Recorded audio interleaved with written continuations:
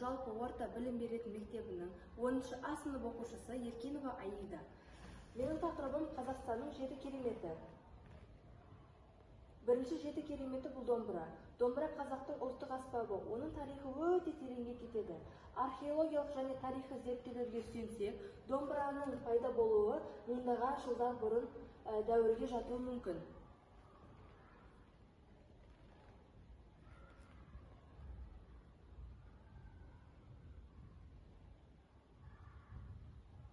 Бұл қазақтың өте киелі аспабы болып саналады.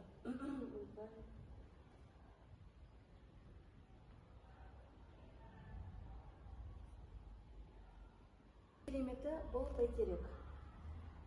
Астана бәйтерек монументі Қазақстанның астанасы болып табылады.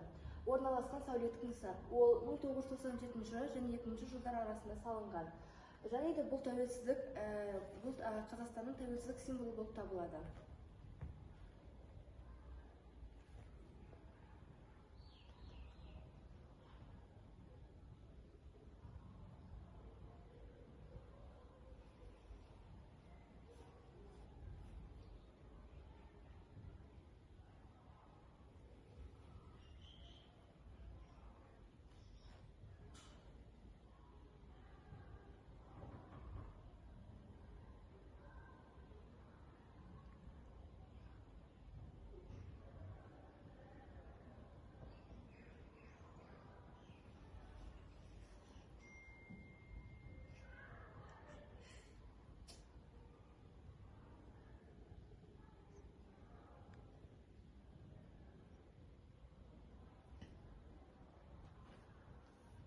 Үшінші кереметі бұл Қожа Ахмет Яссауи кесенесі.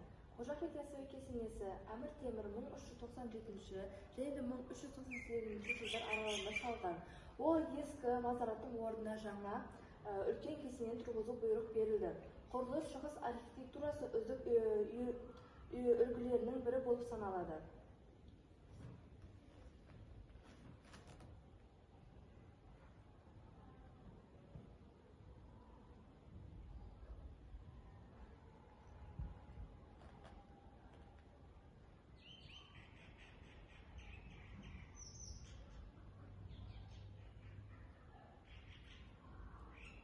Үшінші кереметі бұл киіз үй. Қазақтың киіз үйі көшпелі халықтардың, әсіресе қазақтардың, қырғыздардың, моңғолдардың және түркітілдес халықтарының дәстүрлі тұрғын үйі болып саналады.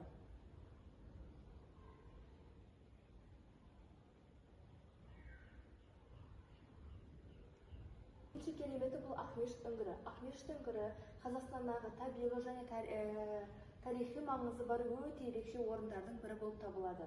Түркістан облысы Бәйдібек ауданында Боралдай тауының бөктерінде орналасқан.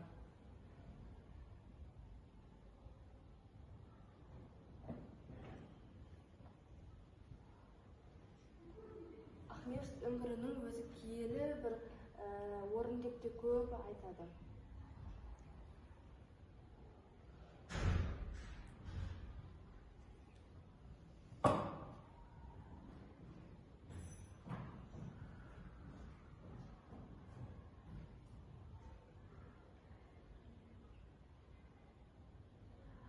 Алтыншы кереметі бұл Есік көлі.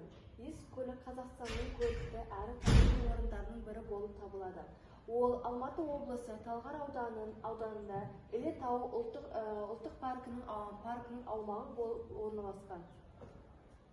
Ұзындығы шамамен 1850 метр, ені 600 метр және тереңдігі болса 30-50 метрге дейін жетеді.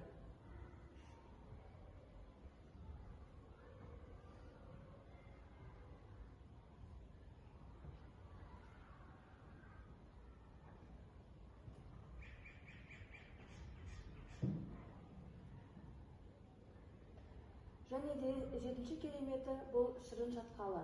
Қазақстанның ең таңғажайып табиғи ескерткіштерінің бірі. Ол Алматы облысындағы Іле өзенінің оң жақ саласы болып табылады. Шатқалдың ұзындығы 154 километр.